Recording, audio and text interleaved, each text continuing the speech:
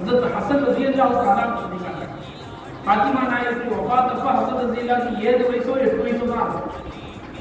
Hassan ரலியல்லாஹு சொல்றாரு, நான் என் தாயுடைய தலையை திறந்த வண்ணமாக பார்த்ததே கிடையாது.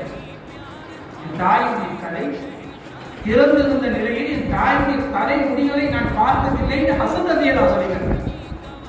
தன்னுடைய பெத்த பிள்ளைகளுக்கு முன்னால் கூட என்ன செய்ததில்லை, ஃபாத்திமா நாயகி தன்னுடைய தலை முடிய கூட நினைஞ்சதில்லை, காண்பித்தது இல்லை என்றால் அல்லாஹ் அக்பர். அந்த மகான்களுடைய பரிசுத்த வாழ்க்கையை நமக்கு எப்படி சொல்வதுன்னு தெரியும். வரலாறுல எடுத்து பார்க்கும்போது பல செய்திகள் ஆச்சரியமான செய்திகள் எழுதுகிறேன். முதல்வர் பெருமானார் ஸல்லல்லாஹு அலைஹி வஸல்லம் ஈதுடைய பெற சஹாபாக்கள் எல்லாம் பார்த்துக் கொண்டிருக்கிறார்கள். பார்த்துக் கொண்டிருக்கும் பொழுது பெருமானார் ஸல்லல்லாஹு அலைஹி வஸல்லம் ஃபாத்திமா நாயகத்தை கேட்கிறாங்க, ஃபாத்திமா நீங்கள் பெறை பார்க்கவில்லையா? ஃபாத்திமா சொன்னது இல்லை, யாரும் சொல்லலாம், மற்ற சஹாபாக்கள் பார்த்துட்டு இருக்கிறாங்க, அதெல்லாம் நான் பார்த்தேன்.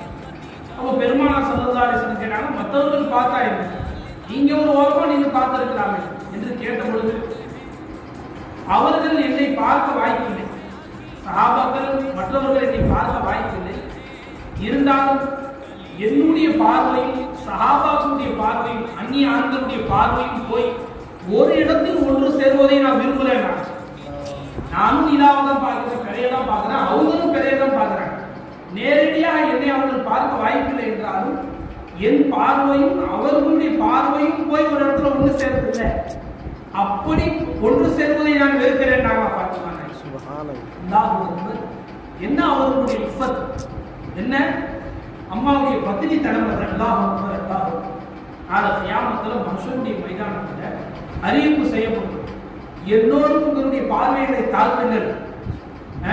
எத்தனை 1 லட்சத்தி சொச்ச நபிமார்கள் நிற்பாங்க, கோடிக்கணக்கான அவுலியா அல்லாஹ்கள் நிற்பாங்க, எத்தனை குத்துபுமார்கள் நிற்பாங்க, எவ்வளவு சாலியான முஃமின்கள் நிற்பாங்க. எல்லாத்துக்கும் அறிவிப்பு செய்யப்படுமோ உங்களுடைய பார்வைகளை தாழ்த்துங்கள். முஹம்மது ஸல்லல்லாஹு அலைஹி வஸல்லம் மகளார் ஃபாத்திமா சொர்க்கத்துக்கு போகிறார்கள் என்பதாக இந்த அறிவிப்பு வேற யாரும் கிடையாது. அல்லாஹ் எவ்வளவு மரியாதை கொடுக்குறாங்க, ஃபாத்திமா நாயகிக்கு அல்லாஹ் எவ்வளவு மரியாதை கொடுக்குறான். நாளை மஹ்ஷருடைய மைதானத்தில் எல்லோரும் உங்களுடைய பார்வைகளை தாழ்த்துங்கள். யார் போக இருக்கிறா, ஃபாத்திமா ரலியல்லாஹு சொர்க்கம் போக இருக்கிறாங்க, உங்களுடைய பார்வை யாரும் அவங்க மேல படக்கூடாது. என்ன அந்த மகான்களுடைய அந்த உத்தமர்களுடைய உத்தமிகளுடைய வாழ்க்கை என்பது இன்னைக்கு நம்மள என்ன வாட்சி அந்த நிலை.